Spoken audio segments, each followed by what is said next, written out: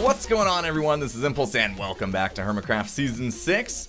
I just stopped by the mall here to see how much I've made from my bamboo shop, and I logged in to discover this. Yeah, see this spot? Remember we built a bamboo shop? You guys saw it. We did it on, I showed it on camera, right? We had the bamboo scaffolding going up all around here and the chest filled with bamboo, and I logged in and it's gone. It's just gone. It's like I never did it. I have no idea what happened. I don't know if the server got restored to a backup that was taken before I made the shop. I have no clue. So also, look at this place. I mean, what is up with the lighting? What is going on here? There's some major lighting glitches, although, to be honest, that's pretty cool looking. It's actually pretty cool looking, but it is really, really dark in here, which I'm sure isn't that great for video. And then, like, what is this? There's just this line of lighting. I think if we do this, we can update it. Yeah, there we go. That is, that's a little weird. Yeah, no, Minecraft 1.14, and we're even on pre-release, we're on 14.2 pre-release 1. It's a mess. I'm gonna be honest, guys. This is a mess. Like, I don't know what's happening. How does this much get broken in a release? Seriously, this is like, I might be a little upset right now because that was a full episode, right? I lost a full episode of progress here, and all my bamboo's gone. It's just gone. I AFK'd for all that. Anyway, yeah, this is a mess. It's a mess. I don't know what's going to happen now. I'm sure I can talk to Azuma, and we can hopefully find the work that I did in a backup and restore it with structure blocks or something. I don't know. So we're going to have to do that because I can't be bothered to do that again. That's just annoying. But anyways, so yeah, there's that. There's a bit of update for you. Let's head out of here. And I did want to head over to the bamboo farm. Now there's mobs in here too. Or no, they're underground. Okay. I was going to say it's mostly mob proof, but yeah, with these lighting glitches, I believe mobs can spawn as well because the game thinks it's still dark. Yep. Yep. Creepers over there and stuff. Yeah, these were supposed to keep things from spawning on these kind of blocks here, and it's not doing it. So let's get out of here before we accidentally blow stuff up because there's mobs everywhere when they shouldn't be. And look, it's like perfectly bright outside in the daylight. Oh my goodness, guys. I don't know. I don't know. Maybe we should have held out a little longer. Maybe. But how much longer could we have, right? I mean, 1.14's been out for a while now. We held out for a fair bit, hoping this kind of stuff would get solved, and it didn't. It didn't. I'm still afraid to go into iTrade. I don't know if I could bear what's going on in there. I don't even want to see it. You know what I mean? But we'll get there. We'll get there today. If if we could, I did plan on doing some stuff with villagers today, so we'll take a look. We'll get there. I don't know that now's a good moment since I just stumbled into finding out that I lost a lot of work. Not really in the mood to find out what else I lost in 1.14 just yet. So anyway, I do want to head over into the bamboo farm, and I want to talk to you about something else. All right, here we are back at my bamboo farm, my enormous bamboo farm, and I was kind of getting a good laugh out of some of the comments from last video. I had a few comments say that I needed to check out Mumbo's bamboo farm. Apparently Mumbo built a bamboo farm as well. I just hear a skelly somewhere. I'm not sure where they are.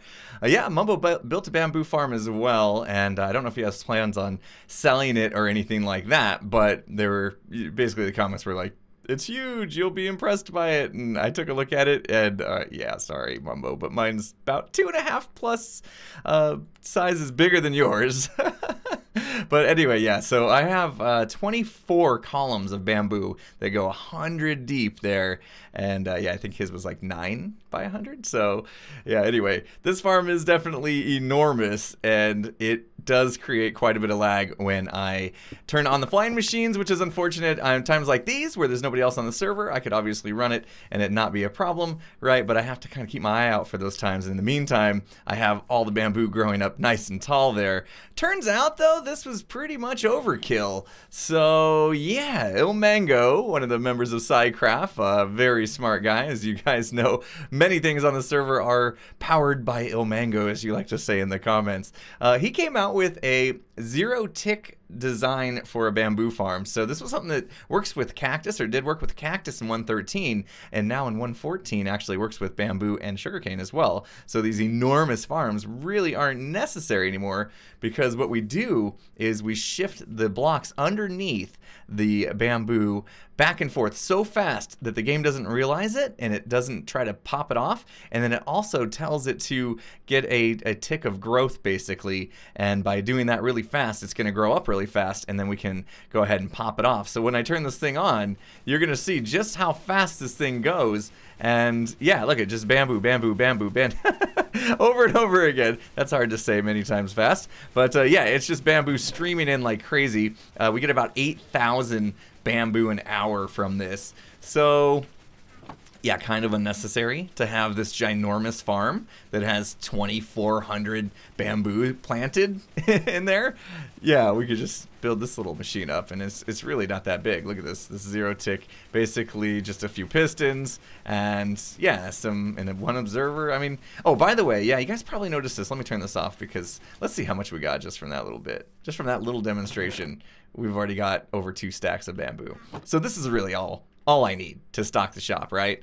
But yeah, you guys probably noticed some things looking different in my texture pack. Probably noticing some of my tools are looking a little differently. The sides of these sticky pistons, you can see, have the slime look to them. The hoppers have arrows on them. The observers have little marks on them that kind of help tell which way the signal's going, all that kind of stuff. What I did was I went ahead and installed the vanilla tweaks, or I picked out some things from Izumavoid's Vanilla Tweaks website and downloaded a resource pack. And it's just all these little useful things like this, because sometimes it's really hard to tell which way arrows are pointed. If the sticky pistons aren't like this, you don't know by looking at it if it's sticky or not until you actually remove the block in front of it and see the surface there. So it's kind of nice to have these things. So I just picked out a few things here and there. And then the tool durability thing too, because a lot of times I will ignore this little bar, but if I can see as I'm digging that my tool is starting to look a little weird down there, then I know I need to get it repaired, which this one is in bad shape. So anyway, I just thought that was kind of funny, right? We built up a huge bamboo farm, and then ilmango comes out with this. By the way, a link in the description, of course, will be a link for this. It will be in the description. Yeah, those are words. Anyway, so that's all I wanted to do here, was just to kind of show you this. I've been having a little bit of an issue AFKing here anyway, because I'm afraid to really trigger this when other hermits are online. So I've been manually doing it, which isn't the best. And so we haven't really been getting that much. Plus, when it does harvest, it takes forever for the system to fill up the shulker boxes. So then I just have to wait around for hours. So the whole collection system wasn't great anyway. But yeah, I think I'll just put one of these like in my base or something, and that will probably suffice. All right, it's time to face the music here. I don't know what to expect. I assume that it's gonna be bad, but let's find out. Okay, good. There's lighting glitches in here too. Excellent, which means mobs can probably spawn. No.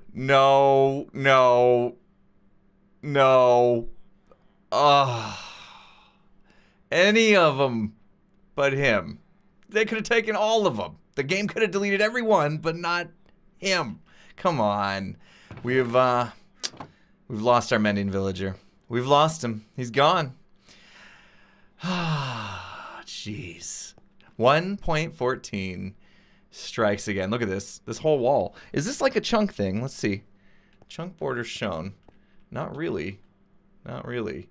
It's just this entire, like, half of the room. Funny enough, look at this lighting glitch running across here, and everything in the lit area is gone. Wow, is that even upstairs? So chunks don't have anything to do with that. I'll turn that off. Even up here, everything in the lit area is gone. Completely destroyed. all the villagers are gone. These guys are here. Now, look at you. You're a cartographer. That's okay. Got the little thing around the eye. That's cool. Now, here's the thing. I knew this was gonna happen. I knew about this part. I didn't know my villager was gonna get deleted, of course. But I did know that, you know, they're gonna keep MVP. Oh, I think I know what's going on with that. I knew they were gonna keep their profession, right? And that they were gonna keep their trades. But as you can see, they're getting locked up, right?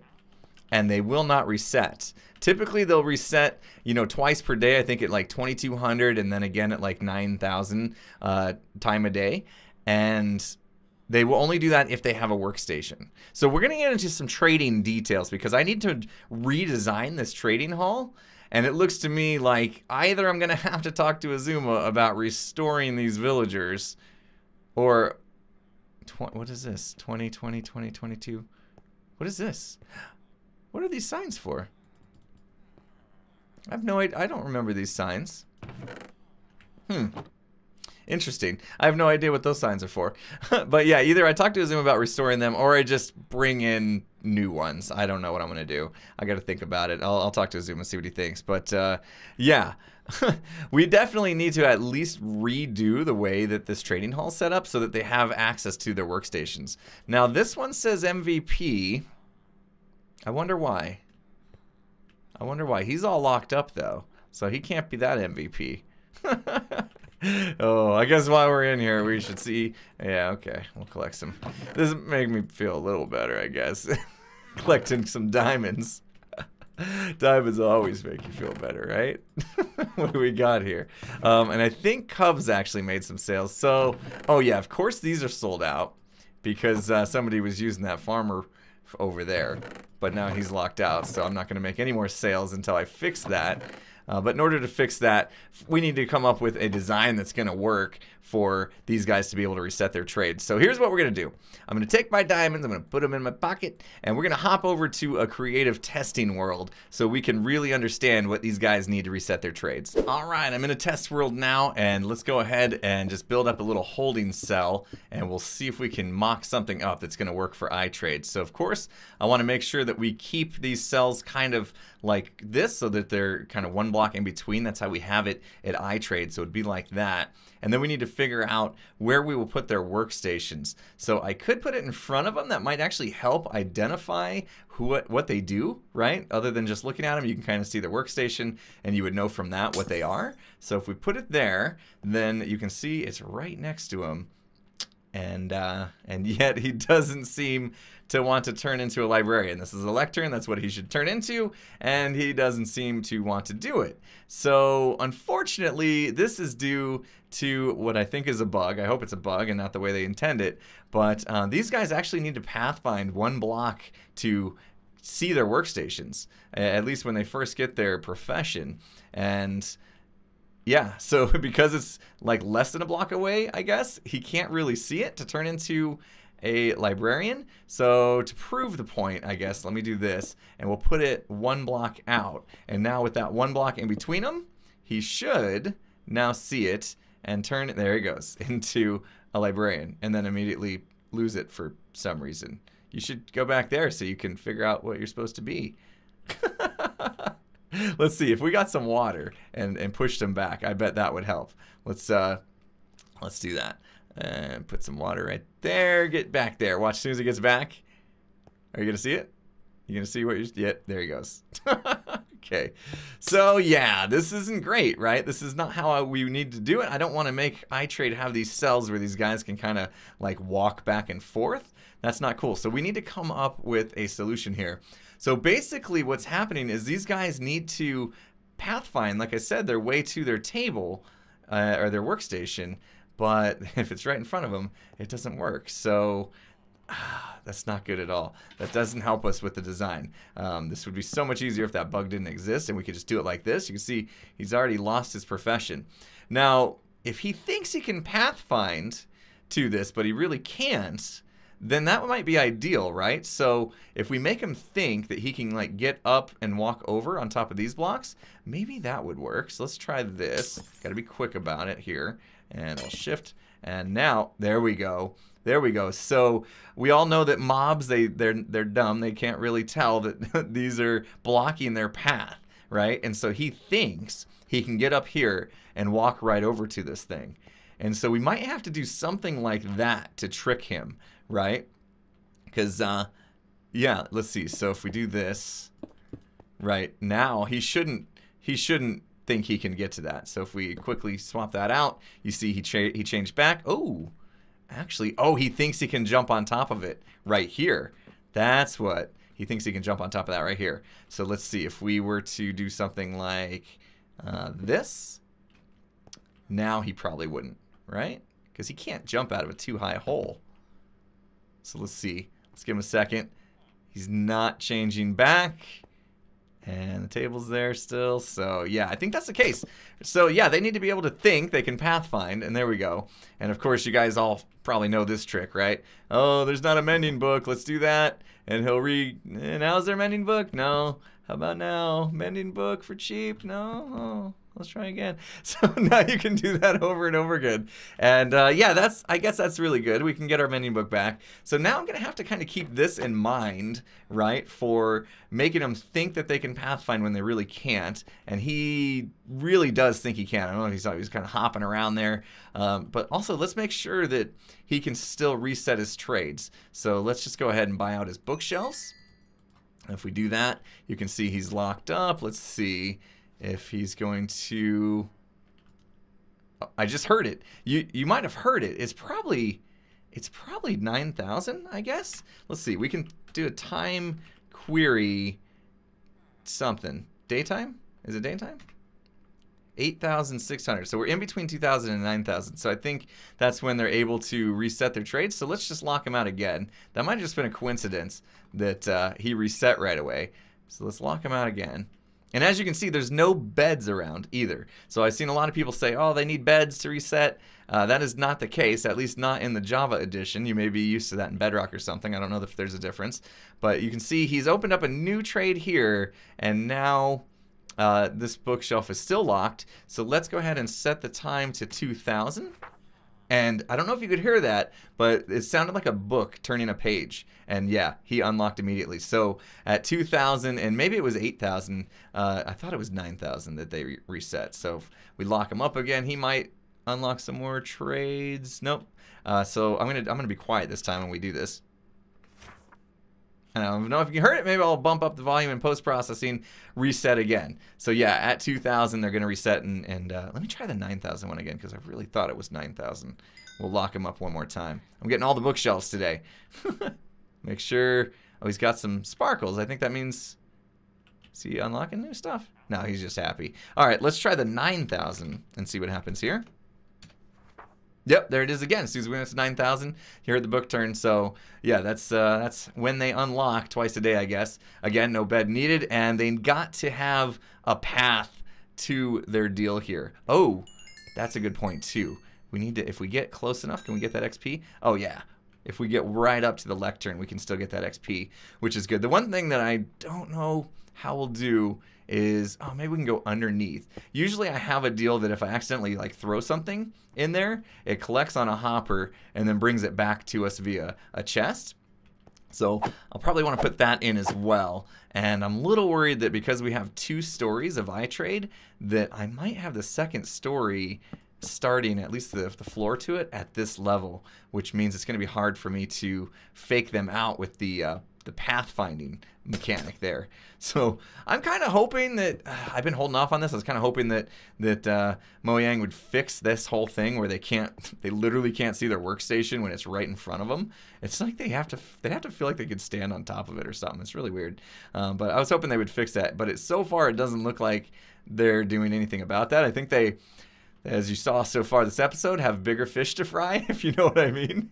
So yeah, I'll probably just, I don't know, move forward with this. this should work. But yeah, okay, so good. We did some experimentation and got some learning from this that will apply to the next design and the remake of iTrade. And yeah, I think we'll be able to get some really good trades, especially when you can just swap these out until you're happy with it.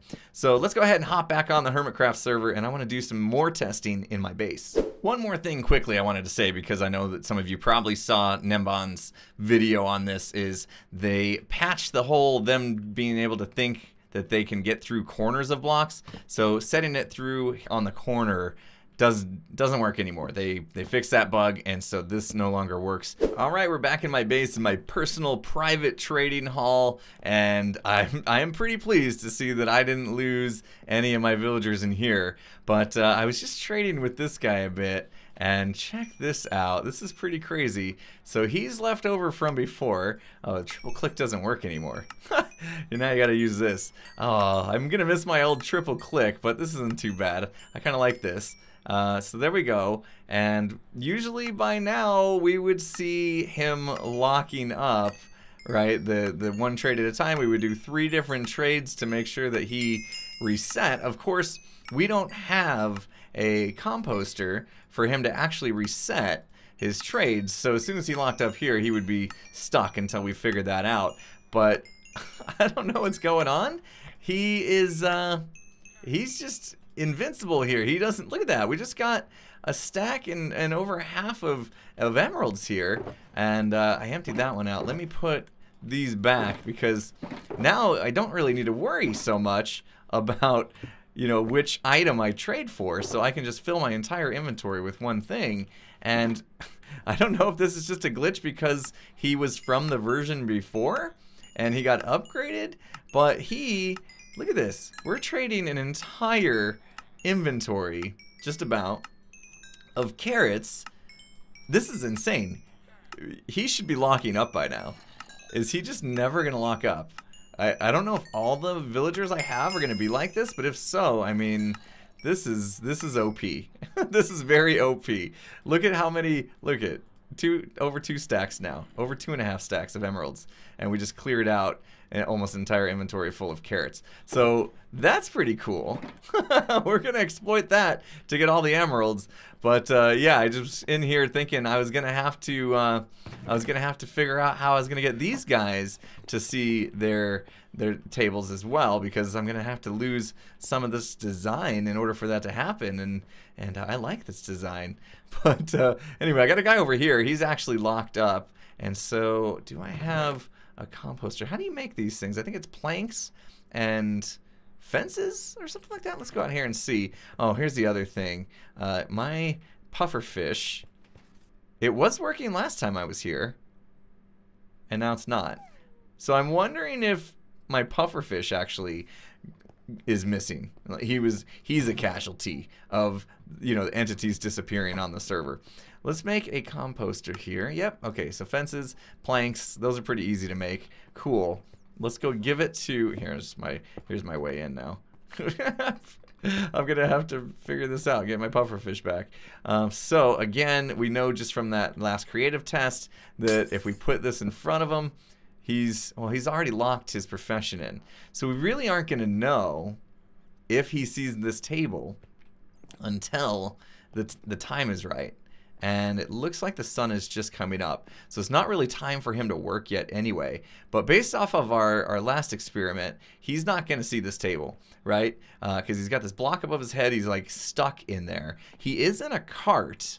So at this point, he thinks he could be free. And if we put the trapdoor over his head, that would work as well. And he wouldn't actually have to be in the cart. But I'm kind of curious to see if he's going to reset his trade now, or even if this compost he believes is his, right? Now he should. All these other guys are locked in, so they shouldn't believe that they can get to this composter to make it their new profession. Plus they're all kind of locked anyway off of last version's trades. So anyway, I'm going to keep my eye on him And yeah, as soon as we put a clock in here so I can kind of keep track of the time. As soon as the sun's about right there, so about that 45-degree angle on either side, that's going to be the time that he should see this and then reset. So let's just give it some time and we'll see what happens. All right, I just heard a noise as if he was interacting with the composter, so I'm assuming if we open him back up, he's gonna be, there it is, he's unlocked. So yeah, okay, I think we understand the science behind this now, what we need to do, either keep them in carts or put some trapdoors in their way so they think they can pathfind to the workstation itself. And then, yeah, you saw right there, it's exactly what I said, about 45-degree angle on that. And then if I locked him up, when it gets to the other side on that 45-degree angle, then he'll unlock again, I think. So there we go. Definitely learned a lot about villager trading by doing some experiments today, so that's pretty cool. And now I am gonna have to figure out how to proceed in here because, I mean, yeah, they're gonna need space above their heads. So it's just gonna take a little bit of a redesign, I guess. But I wonder how many more of these villagers we can exploit with this no locking bug that they have, you know what I mean? So I might want to check that out too, see if I can really stock up on some emeralds and just get super rich. But yeah, we had fun today, I guess. I mean, oh, this was a bit of a rough one, wasn't it, people?